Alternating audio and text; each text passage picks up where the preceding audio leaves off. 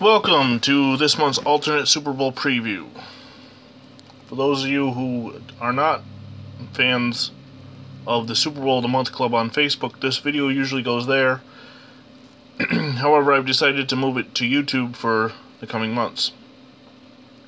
How do we preview a fictitious Super Bowl? Well, I take the original NFC Championship game, AFC Championship game, and read it, switching out the players as if everything that happened in reverse.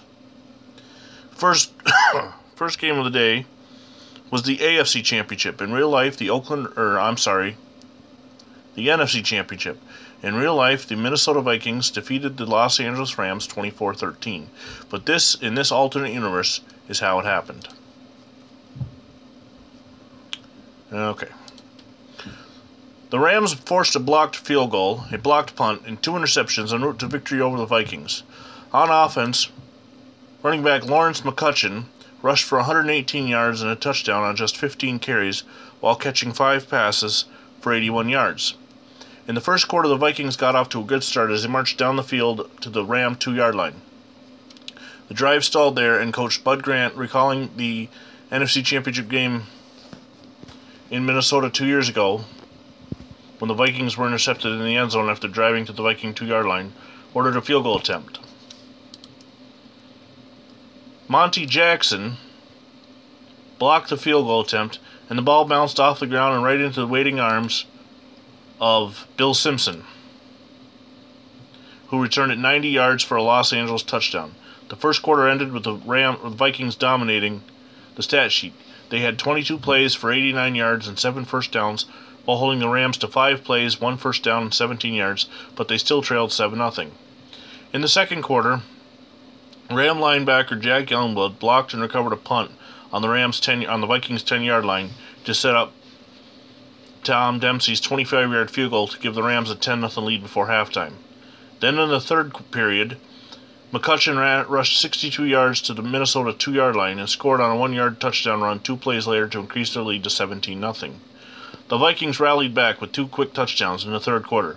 After a chance to put the game away was wiped out by Nate Allen's interception of a Pat Hayden pass in the end zone, Fran Tarkenton led the Vikings on an 80-yard drive highlighted by a 40-yard pass to Sammy White and culminating in a 10-yard touchdown run by Chuck Foreman.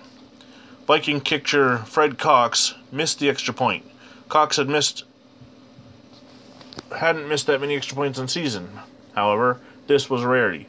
Announcers Pat Summerall and Tom Brookshire speculated that Tarkenton was feeling pressured on this drive because Grant had Bob Lee warming up on the sideline. On the Rams' next drive,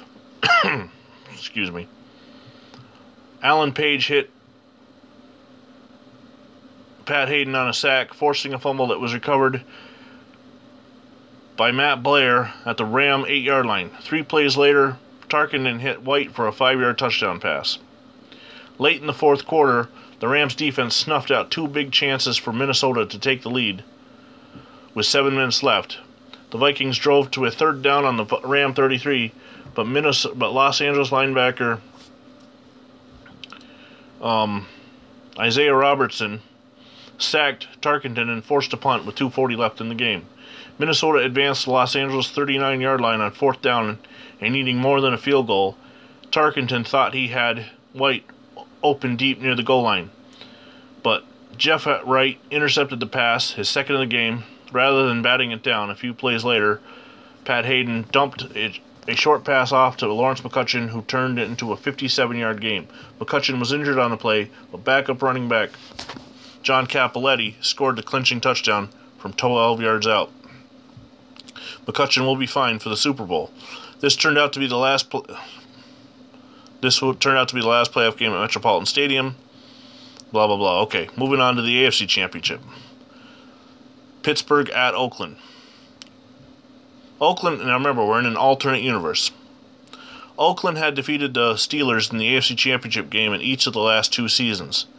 But with the Raiders running backs, or even with Steelers running backs Franco Harris and Rocky Blair out of the game with injuries, the Steelers were able to easily shut down Oakland's offense. Late in the first quarter, Ray Guy's rushed punt went just 19 yards, giving Pittsburgh the ball at the Raider 38, setting up Roy Girella's 39-yard field goal. Then in the second quarter, Steeler linebacker Jack Lambert intercepted a pass from Ken Stabler and returned it 25 yards to the Raider 1-yard line. 3 plays later, Reggie Harrison's 1-yard touchdown run gave them a 10-0 lead. Although the game would end up a defensive struggle with both teams combining for 14 punts, 7 apiece, and only 457 total yards, 237 for Oakland, 220 for Pittsburgh, Lambert's interception would be the only turnover of the day for either team. The Raiders responded with Stabler's completions to Cliff Branch of gains of 18 and 30 yards, leading to Clarence Davis's 3-yard rushing touchdown.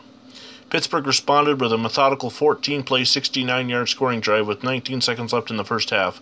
The Steelers faced a first down at the Oakland 4-yard line following a 16-yard burst by Reggie Harrison. Pittsburgh lined up 3 tight ends as if they were to run the ball, but quarterback Terry Bradshaw threw a play-action pass to Randy Grossman for a touchdown to give the Steelers a 17-7 lead at halftime.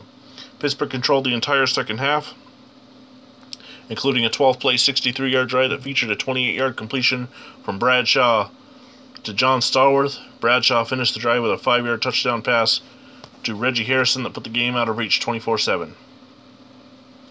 So that's how we get to this alternate Super Bowl. Sorry about the wrong Rams helmet. I only have the one. As the Pittsburgh Steelers meet the Los Angeles Rams in alternate Super Bowl 11. The game will be on this YouTube channel tomorrow night. Hope you enjoy, and who do you got?